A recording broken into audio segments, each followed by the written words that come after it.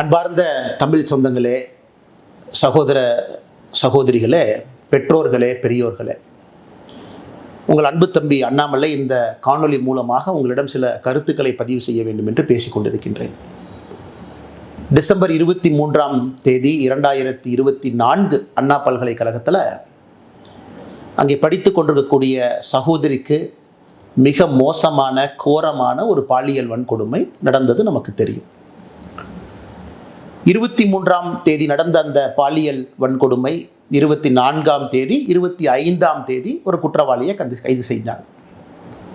25ஆம் தேதி காலையிலிருந்து ஒரு சாமானிய மனிதனாக உங்களைப் போல நானும் பேச ஆரம்பித்தேன். அதன் பிறகு படிப்படியாக சமூக வலைதள பதிவுகள், பத்திரிகை நண்பர்களை சந்தித்து தொடர்ச்சியாக பேசியதன் விளைவு 25ஆம் தேதி சாயந்தரம் ஒரு கைதை காமிச்சாங்க, ஞானசேகரன் என்கின்ற ஒரு மனிதனை. 25ஆம் தேதி இரவு ஞானசேகரன் யார், எந்த கட்சியை சார்ந்தவன், யாரோடெல்லாம் தொடர்பு இருக்குது, அதையும் உங்கள் முன்னால் நாங்கள் வச்சோம். எல்லா அரசியல் கட்சிகளுமே எடுத்து போராடினாங்க, பேசினாங்க. அதனால் இது நான் அரசியல் பேச விரும்பலை. முதல்ல நாங்கள் அது ஓட்டப்பந்தயம் கிடையாது. முதல்ல அண்ணாமலை தான் ட்வீட் போட்டான். அதை மாதிரி நான் ஒரு கீழ்த்தரமான அரசியல்வாதி கிடையாது. மாற்றம் வேண்டும் என்று விரும்பக்கூடிய உங்களை போன்ற ஒரு சாதாரண மனிதன். இன்றைக்கி நான் அதை பற்றி பேசலை. ஜனவரி மாதம் கடைசியில் உங்கள்கிட்ட சொல்லியிருந்த சில விஷயங்களை நான் CDR, கால் டீட்டெயில் ரெக்கார்ட் ஆதாரத்தின் அடிப்படையில் உங்கள் முன்னால் வைக்கப் போகின்றேன். இன்றைக்கி பேச வேண்டிய நேரம் வந்துருச்சு. 25ஆம் தேதி கைது செய்யப்பட்ட பிறகு பல விஷயங்கள் நம்ம பார்த்தோம். FIR கசிய விடப்பட்டது. 27ஆம் தேதி நான் ஒரு அறப்போராட்டத்தை முன்னெடுத்தேன்.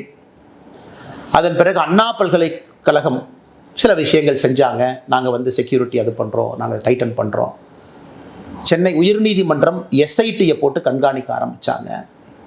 இன்றைக்கி 5 மாதங்கள் கழித்து தீர்ப்பு வந்திருக்கு. முக்கிய குற்றவாளியாக இருக்கக்கூடிய, ஒரே குற்றவாளியாக இருக்கக்கூடிய ஞானசேகரனுக்கு 30 ஆண்டு காலம் கடுங்காவல் தண்டனை. இன்றைக்கி நம்ம அன்னைக்கு கேட்ட அதே கேள்வி இன்றைக்கி கேட்குறோம். ஞானசேகரன் முக்கிய குற்றவாளி, தீர்ப்பு கொடுத்துருக்குறீங்க, துரிதமாக இன்வெஸ்டிகேட் பண்ணியிருக்கிறீங்க, 30 வருஷம் ஜெயில் தண்டனை வாங்கி கொடுத்துருக்குறீங்க. எல்லாருக்குமே சந்தோஷம்தான். இருந்தும் நமக்கு தெரியும், அந்த குழந்தைக்கு, பாதிக்கப்பட்ட சகோதரிக்கு அந்த கண்ணீர் துளிக்கு நியாயம் கிடைக்குமானா எப்பவுமே கிடைக்காது. பட் இருந்தும் அரசு அந்த வேலையை செஞ்சுருக்கு. ஆனால் அரசு அந்த வேலையை முழுசாக செஞ்சுருக்கா அப்படிங்கிறத முதல்ல இருந்து கேட்குறோம். அதைத்தான் உங்கள் முன்னால் நான் பேச போகிறேன். 24ஆம் தேதி 23ஆம் தேதி இரவு பாலியல் வன்கொடுமை நடந்தது. 24ஆம் தேதி இந்த ஞானசேகரனை கோட்டூர் காவல் நிலைய அதிகாரிகள் கைது செய்கிறாங்க, வெளியே விட்டுறாங்க. 25ஆம் தேதி சாயந்தரம் மறுபடியும் கைது பண்ணுறாங்க. இதை உங்கள் முன்னால் இன்னைக்கு நான் வைக்கிறேன். ஏன் விட்டாங்க, இதில் யாரெல்லாம் சம்பந்தப்பட்டிருக்கிறாங்க, எதற்காக திராவிட முன்னேற்ற கழகத்தில் சில தலைவர்களுக்கு பதட்டம், எவிடன்ஸை எங்கேயெல்லாம் அளித்திருப்பதற்கான வாய்ப்பு இருக்கு. இன்னைக்கு உங்கள் முன்னால் நான் பேசுவதற்காக இந்த பேப்பரையும் பயன்படுத்துகிறேன். காரணம், நான் பேசக்கூடிய விஷயத்தை தெளிவாக அவங்ககிட்ட சொல்லணும். ஞானசேகரனை பொறுத்தவரை கிராவிட்டி பிரியாணி என்கின்ற ஒரு கடையை நடத்தி வருகின்றான். அன்னைக்கு சம்பவம் நடந்த பொழுது கையில் இருந்த அலைபேசி எண் 9042977907. இதுதான் ஞானசேகரன் பயன்படுத்திய மொபைல் நம்பர். அரசு வழக்கறிஞர் சொல்லியிருக்கிறாங்க, 23ஆம் தேதி அந்த சம்பவம் நடந்த பொழுது ஞானசேகரனுடைய மொபைல் ஃபோன் ஃப்ளைட் மோடில் இருந்துச்சு. 8:52 வரை நைட்டு அது ஃப்ளைட் மோடில் இருந்துச்சு. உண்மைதான், அது ஃப்ளைட் மோடில் தான் இருந்துச்சு. CDRம் அதைத்தான் சொல்லுது. நான் இன்னைக்கு தொடர் கேள்விகள் திமுக அரசு, குறிப்பாக முதலமைச்சர்கிட்ட கேட்குறேன். முதலமைச்சர் வீட்டில் பெண் குழந்தைகள் இருக்கிறாங்க. ஐயா MK ஸ்டாலின் வீட்டில் பெண் குழந்தைகள் இருக்கிறாங்க. இன்னைக்கு அவர் நேரடியாக நம்மகிட்ட சொல்ல வேண்டிய கடமை, கட்டாயம் அவருக்கு இருக்கு. அந்த ஃப்ளைட் மோடிலிருந்து வெளியே வந்த ஞானசேகரனுடைய ஃபோன் 8:52க்கு பிறகு ஃப்ளைட் மோட்லேருந்து வெளியே வந்த ஃபோன், முதல் ஃபோன் கால் ஞானசேகரன் யாருக்கு பண்ணாங்கன்னா 8:55க்கு ஒரு காவல்துறை அதிகாரிக்கு தான் முதல் ஃபோன் காலே பண்ணுறார். அந்த சம்பவம் முடிஞ்சு அண்ணா யூனிவர்சிட்டி அந்த சம்பவ இடத்துல தான் இருந்தாரா, கேட்டுக்கு வந்தாரா எனக்கு தெரியாது. 8:55க்கு ஞானசேகரனுடைய தொலைபேசியிலிருந்து ஒரு போலீஸ் ஸ்டேஷனை நிர்வகிக்கக்கூடிய ஸ்டேஷன் ஹவுஸ் ஆஃபீஸர், அந்த ரேங்கில் இருக்கக்கூடிய சப் இன்ஸ்பெக்டர், இன்ஸ்பெக்டர் ரேங்கில் இருக்கக்கூடிய அதிகாரிக்கு சம்பவம் முடிந்த பிறகு முதல் ஃபோன் கால் ஞானசேகரன் பண்ணுறான். காவல்துறையின் மீது பெரும் மதிப்பு நான் வைத்திருக்கின்றேன் எல்லாருக்கும் தெரியும். அன்றைக்கி அந்த காவல்துறை அதிகாரினுடைய பெயரையும் அவர் பதவியும் அவருடைய மொபைல் நம்பரை இன்றைக்கி நான் வெளியிடலை. 48 மணி நேரம் கழித்து அரசு என்ன பதில் சொல்கிறாங்கன்னு பார்த்துட்டு நான் வெளியிடுறேன். 8:55க்கு காவல்துறை அதிகாரிக்கு செஞ்ச முதல் ஃபோன் கால் எதற்காக? அந்த காவல்துறை அதிகாரி 6 நிமிடம் கழித்து 9:01 திரும்ப ஞானசேகரனுக்கு அந்த காவல்துறை அதிகாரி கூப்பிடுறார். எதற்காக? ஸோ குற்றம் செஞ்ச பிறகு அக்யூஸ்ட் கூப்பிடுற முதல் ஆள் லோக்கல்ல இருக்கக்கூடிய ஒரு காவல்துறை அதிகாரி. விசாரிச்சிங்களா? காவல்துறை அதிகாரிக்கு என்ன ரிப்போர்ட்டிங், என்ன ஞானசேகரன் பண்றான்? குற்றம் செய்த பிறகு அது சார்ஜ் ஷீட்ல கொண்டு வந்தீங்களா?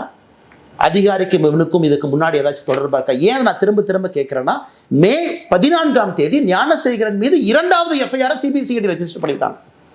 December 23 offence, first FIR. இது போன்ற இன்ன பெண்கள் பாதிக்கப்பட்டிருக்கின்றார்களா? அண்ணா யூனிவர்சிட்டியில் ஒரு கேஸ் மட்டுமா, இன்னும் மல்டிபிள் கேசஸா? இதே மோடஸ் ஆபரண்டியை பயன்படுத்தினானா? ஸோ அரசு என்ன பண்றாங்க, மே 14 வெளியே ரெஜிஸ்டர் பண்ண எஃப்ஐஆரையும் சீக்கிரட்டா வச்சுக்கிட்டாங்க. நமக்கு சொல்லல. பாலியல் வன்கொடுமை மற்றும் ஒரு வழக்கு ஞானசேகரன் மீது மே 14 சிபிசிஐடி, அது எந்த ஸ்டேஜில் இருக்குன்னு யாருக்கும் தெரியாது. அதனால தான் அந்த கேள்வியை கேட்கிறேன். இதுல முக்கியமான விஷயம், 24 குற்றம் செய்த பிறகு அடுத்த நாள் ஞானசேகரன் என்ன செய்யறான்? சிடிஆரை பொறுத்த வரைக்கும் பிஹேவியர் எப்படி இருக்கு? அந்த பகுதி 170வது பிளாக் வட்ட செயலாளர், ஒரு முக்கியமான திராவிட முன்னேற்ற கழகத்தினுடைய மூத்த தலைவர் கோட்டூர் சண்முகம். கோட்டூர் சண்முகமும் ஞானசேகரனும் அன்னைக்கு 24 காலையிலிருந்து சாயந்தரம் வரைக்கும் 6 முறை பேசுறாங்க. நீங்க கேட்கல, என்னங்க அரசியல் கட்சியில் 2 பேர் இருக்கிறாங்க, பேசலாம். இல்லைங்க, அதுக்கு முன்னாடி ஒரு வார பேட்டர்ன், அதுக்கப்புறம் ஒரு வாரம் இருக்கக்கூடிய பேட்டர்னை வச்சு நான் அனலைஸ் பண்ணி சொல்றேன். 24 காலை 7:27 முதல் கால் துவங்குது. 4:01 PM வரைக்கும், சாயந்தரம் 4 மணி 1 நிமிடம் வரை 5 முறை பேசுறாங்க 2 பேரும். அதன் பிறகுதான் ஞானசேகரனை போலீஸ் ஸ்டேஷனுக்கு கூட்டிட்டு போறாங்க, கோட்டூர் போலீஸ் ஸ்டேஷனுக்கு. ஒரு 4 மணி நேரம் பேசல. அந்த நேரத்தில் ஞானசேகரன் காவல் நிலையத்துக்குள்ள வச்சிருக்கணும். வெளியே வந்த பிறகு ஞானசேகரனும் கோட்டூர் சண்முகம் மறுபடியும் பேசுகிறாங்க. ஸோ எதுக்கு கோட்டூர்புரம் காவல் நிலைய அதிகாரிகள் ஞானசேகரனை 24 போலீஸ் ஸ்டேஷன் எதுக்கு கூட்டிட்டு போனீங்க? எதுக்கு வெளியே விட்டீங்க? எவிடன்ஸ் அளிக்கவா? செல்போன் ரெக்கார்ட்ஸ் அளிக்கவா? இல்லை செல்போனில் இருக்கக்கூடிய வீடியோவை டெலீட் பண்ணவா? இல்லை அண்ணா யூனிவர்சிட்டியில் கேமரா ஒரு வேளை ஃபங்க்ஷன் ஆகியிருந்தால் அதெல்லாம் கழட்டி தூக்கி வீசவா? எதற்காக 24 கைது செய்யப்பட்ட ஞானசேகரன் கோட்டூர் போலீஸ் ஸ்டேஷன்லேருந்து எதற்காக வெளியே விடப்பட்டார்? இந்த நேரத்தில் ரொம்ப முக்கியமான விஷயம், ஞானசேகரன் கோட்டூர் காவல் நிலையத்திலிருந்து வெளியே வந்த பிறகு நைட்டு 8:30 மணிக்கு மேலே 24 இரவு தமிழகத்தினுடைய சுகாதாரத்துறை அமைச்சர் அண்ணன் மா சுப்பிரமணியம் அவர்களும் கோட்டூர் சண்முகமும் பேசுகிறாங்க. இது கோட்டூர் சண்முகத்தினுடைய சிடிஆரை பார்த்தீங்கன்னா, ஞானசேகரன் வெளியே வந்ததுக்கு அப்புறம் கோட்டூர் சண்முகத்தினுடைய பிஹேவியரல் பேட்டர்ன் மா சுப்பிரமணியத்தை கூப்பிடுறார். 8:30 மணிக்கு பேசுகிறாங்க. 8:32 மணிக்கு மா சுப்பிரமணியமும் கோட்டூர் சண்முகம் மறுபடியும் பேசுகிறாங்க.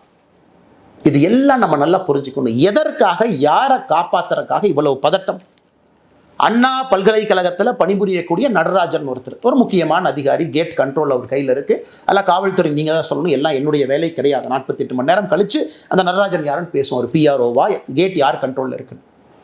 அந்த அண்ணா பல்கலைக்கழகத்தில் இருக்கக்கூடிய நடராஜனும் கோட்டூர் சண்முகமும் எத்தனை முறை பேசியிருக்காங்கன்னா, டிசம்பர் 23 பேசியிருக்காங்க, டிசம்பர் 24 பேசியிருக்காங்க, டிசம்பர் 25 பேசியிருக்காங்க, டிசம்பர் 26 பேசியிருக்காங்க.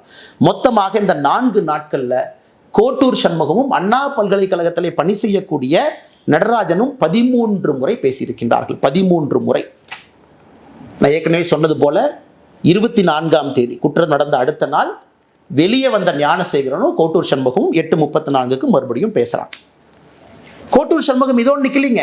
ஞானசேகரன்ட்ட 8:34 சாயந்தரம் மணிக்கு பேசிய பிறகு கோட்டூர் சண்முகம் யார்கிட்ட பேசுறாங்கன்னா, இன்னொரு காவல்துறை உயர் அதிகாரி, ஏன்னா காவல்துறை மீது மரியாதை இருக்கின்ற காரணத்தினால உயர் அதிகாரியுடைய பேர் அந்த நேரத்தில் சொல்லல, 8:59 சாயந்தரம் ஃபோன் பண்றார் Kottur Shanmugam, tax to that police officer. 9:07 மறுபடியும் Kottur Shanmugam tax to that police officer. இதெல்லாம் 24 இரவு. நல்லா நீங்க மக்களை யோசிச்சு பாருங்க. 24 பதட்டம், காவல்துறை கூட்டிட்டு போறாங்க, காலையிலிருந்து பேசுறாங்க, மா சுப்பிரமணியத்தில் பேசுறாங்க, தமிழகத்தினுடைய சுகாதாரத்துறை அமைச்சர் காவல்துறை அதிகாரிகிட்ட பேசுறாங்க, அண்ணா யூனிவர்சிட்டியில் பணிபுரியக்கூடியவங்ககிட்ட பேசுறாங்க. அந்த 24th night is the most crucial night. காரணம், எவிடன்ஸ் அளிக்கப்படுது.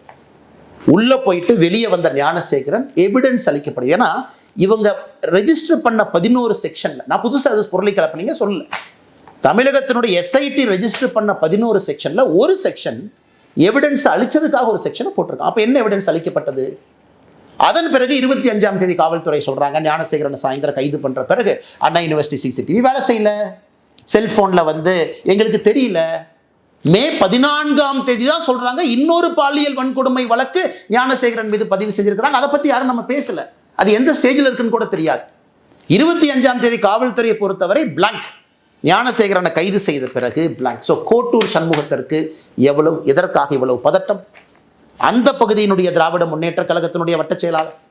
அப்ப காவல்துறை SIT அதிகாரிகள் கோட்டூர் சண்முகத்தை கூப்பிட்டு விசாரிச்சிங்களா? ஸ்டேட்மெண்ட் எடுத்தீங்களா? கோட்டூர் சண்முகம் எந்த காவல்துறை அதிகாரிகிட்ட பேசினாங்க, அவங்கள கூப்பிட்டு பேசுனீங்களா? மா சுப்பிரமணியம் அமைச்சரை போலீஸ் ஸ்டேஷனுக்கு கூப்பிட்டீங்களா? SIT மா சுப்பிரமணியம் அவன்கிட்ட கேட்டீங்களா? எதற்காக ஃபோன் வந்துச்சு, எதற்காக நீங்க பேசுனீங்க, இந்த பேட்டர்ல எதற்காக நீங்க இன்வால்வ் ஆயிருக்கிறீங்க? இந்த கேள்விகளை நம்முடைய SIT அதிகாரிகள் கேட்டீங்களா? அன்பு சொந்தங்களே, இந்த நேரத்தில் நீங்க ரெண்டு விஷயத்தை பார்க்கணும். இந்த 24ஆம் தேதி இவ்வளவு நான் சொல்ல இன்னைக்கு பாதிக்கப்பட்ட மாணவியினுடைய வழக்கறிஞர் சொல்றாரு, அதே 24ஆம் தேதி 2 காவல்துறை அதிகாரிகள் அந்த மாணவியை பார்த்து FIR வேண்டாமா, FIRலாம் போட்டா வாழ்க்கை கெட்டு போயிருமா, FIR கொடுக்காதேன்னு 2 பேர் சொல்றாங்க. 2 காவல்துறை அதிகாரி, ஒருத்தர் மஃப்டியில் வர்றாங்க, ஒருத்தவங்க யூனிஃபார்ம்ல வர்றாங்க. நான் சொல்லுகின்ற இவ்வளவு விஷயங்கள் 24ஆம் தேதி நடக்கும் பொழுது 2 காவல்துறை அதிகாரிகள் அதே 24ஆம் தேதி மாணவியிட்ட FIR எடுக்க 1 ஃபுல் டே டிலே பண்றாங்க. ஸோ அதனால் இது எல்லாமே உங்களுடைய கவனத்துக்கு கொண்டு வருவது மட்டுமல்ல, உங்கள் முன்னால் இந்த நேரத்தில் நான் வைத்திருக்கின்றேன். அன்பு சொந்தங்களை, இன்னைக்கு நம்ம கேட்கக்கூடிய முக்கியமான கேள்விகள், யார் அந்த சார்? அதே கேள்வியை திரும்ப நம்ம கேட்குறோம், முதல்ல இருந்து கேட்டுக்கிட்டு இருக்கோம். சர்க்கம்ஸ்டன்ஷியல் எவிடன்ஸ் என்ன? இதெல்லாமே ஓப்பன் CDR கால்ஸ். இந்த CDRலாம் பார்த்தீங்கன்னா 3 செகண்ட் பேசுகிறாங்க, அண்ணே வாட்ஸ்அப்பில் வாங்கிறார். வாட்ஸ்அப் நம்மகிட்ட இல்லை, அது காவல்துறையிட்டு இருக்கு. IPDRன்னு அது தனியாக ஒன்று போட்டு அவங்க எடுப்பாங்க. ஸோ வாட்ஸ்அப்பில் என்ன பேசுனாங்க தெரியாது. நான் சொல்வதெல்லாம் நேரடியாக தொலைபேசியில் ஓப்பன் டாக் பேசியிருக்கக்கூடிய கால். IPDR அக்சஸ் நம்மகிட்ட இல்லைங்க, அது காவல்துறையிட்டு இருக்கும். ஸோ யார் இன்டர்நெட் ஃபோன் கால் பண்ணது? சாதாரணமாகவே நம்மளே வாட்ஸ்அப்பில் தானே பேசுகிறோம். ஸோ எத்தனையோ கால் இதில் பார்த்தீங்கன்னா 3 செகண்ட் 4 செகண்ட் பேசின கால் என்ன, அண்ணே வணக்கண்ணே கொஞ்சம் வாட்ஸ்அப்பில் வாங்க. கோட்டூர் சண்முகம் விசாரிக்கப்பட வேண்டிய நபர். தமிழகத்தினுடைய சுகாதாரத்துறை அமைச்சர் மா சுப்பிரமணியம் விசாரிக்கப்பட வேண்டிய நபர். அந்த தெளிவை முதலமைச்சர் சொல்லாம எதுக்கு நாடகம் போடுறார்? முதலமைச்சராக ஒரு பக்கம், திராவிட முன்னேற்ற கழகத்தினுடைய தலைவராக இன்னொரு பக்கம் இருக்குல்ல. முதலமைச்சருக்கு 2 பொறுப்புகள், 2 பதவிகள் இருக்கு. கட்சி இன்வால்வ் ஆயிருக்கு, முதல்ல இருந்து இன்வால்வ் ஆயிருக்கு, காவல்துறை அதிகாரிகள் இன்வால்வ் ஆயிருக்கிறாங்க. இவ்வளவு விஷயங்கள் நடந்திருக்கு, இவ்வளவு தொலைபேசி அழைப்புகள். இங்க கேட்கலாம், இல்ல அண்ணாமலை என்ன நீங்க சும்மா சொல்றீங்க? சரி, கோட்டூர் சண்முகம் அவர்களும் மா சுப்பிரமணியம் அவங்களும் டெய்லி பேசிக்கிறாங்களா? டெய்லி பேசிக்கிறாங்கன்னா, நான் சொன்ன 24ஆம் தேதியை 2 முறை பேசிக்கிட்டாங்க. அதன் பிறகு 6 நாட்கள் அவங்க பேசிக்கொள்ளவே இல்லை. இவங்க டெய்லி பேசுகிற ஆட்கள் கிடையாது. 24ஆம் தேதி பேசிய பிறகு இவங்க திரும்ப பேசினாங்களான்னு ரெக்கார்ட் எடுத்து பார்த்தீங்கன்னா 6 நாட்கள் இவங்க பேசலை. அதனால் 24ஆம் தேதி பல விஷயங்கள் நடந்திருக்கிறது. அங்கே தான் யார் அந்த சார் ஒளிஞ்சிருக்கிறார். அதனால் இது தொடரும். இன்னைக்கு நான் ஏற்கனவே சொன்ன எதற்கும் பயப்பட போவது கிடையாது. ஒரு விஷயத்தை நான் சொன்னேன், அதனை கையில் எடுத்திருக்கேன், உடும்பு புடியாக பிடித்து கடைசி வரை போக போறேன். நான் சாட்டையால் அடித்து கொண்டது அண்ணா பல்கலைக்கழக மாணவியினுடைய சகோதரனாக. எனக்கு ஒரு சகோதரி, அந்த சகோதரிக்கு ஒரு சகோதரன் இருந்தால் 2 பேருக்கும் என்ன வழி ஏற்பட்டிருக்குமோ அதைத்தான் நான் செஞ்சேன். அதனால் தொடர்ந்து கேள்விகள் கேட்போம். இதை நம்ம விட போறதில்லை. இதுக்கும் அவங்க சொல்லுவாங்க இப்படி அப்படிம்பாங்க. அடுத்து நான் 48 மணி நேரம் கழித்து மறுபடியும் அடுத்த விஷயத்தோடு பேசுவோம். அதனால் முதலமைச்சர் அவர்களே பதில் சொல்லுங்க. இத்தனை பேர் இவ்வளவு குழப்பத்தில் ஒரே ஒருத்தர் மட்டும்தான் அக்யூஸ்ட், எங்களுக்கு வேற யாரும் தெரியாது. இந்த ஆள் அவ்வளவு தைரியமா அண்ணா பல்கலைக்கழகத்துக்குள்ள இடத்த செலக்ட் பண்றான், இந்த இடம்னு தெரியுது, அந்த இடத்த ரெடியா உட்கார்ந்துருக்கான். அப்படின்னா இதுக்கு முன்னாடி அவன் குற்றமே எங்க செய்யலீங்களா? இது யாராச்சும் நம்புவாங்களா? அவ்வளவு பக்காவா ஸ்கெட்ச் போட்டு FIR படிக்கும் போதே தெரியுது அந்த இடத்துல இருக்கக்கூடிய நபர் வேற எந்த தாக்குதலையும் ஈடுபடவில்லை. அப்ப மே 14ஆம் தேதி போட்ட வழக்கு என்ன சார்? யார் இந்த விக்டிம்? அண்ணா பல்கலைக்கழக மாணவிய விக்டிமா, இல்லை இதே ஞானசேகரன் இன்னொரு இடத்துல இருந்தாரா? அதனால் கேள்விகள் தொடர்ந்து கேட்போம். இவங்க ஆளுங்கட்சியினுடைய யாரெல்லாம் சம்பந்தப்பட்டிருக்கிறாங்க, பதவிகளை யார் தவறாக பயன்படுத்தினாங்க, காவல்துறையுடைய கையை யார் கட்டி போட்டார்கள், 24ஆம் தேதி ஞானசேகரனை வெளியே கொண்டு வந்து குரூஷியல் எவிடன்ஸ் அளிப்பதற்கு யாரெல்லாம் உடந்தையாக இருந்தார்கள், என்னை பொறுத்தவரை அவர்களும் குற்றவாளிகள் தான். அதில் தான் அந்த யார் என்கின்ற சார் ஒளிஞ்சிருக்கிறார். வணக்கம், நன்றி.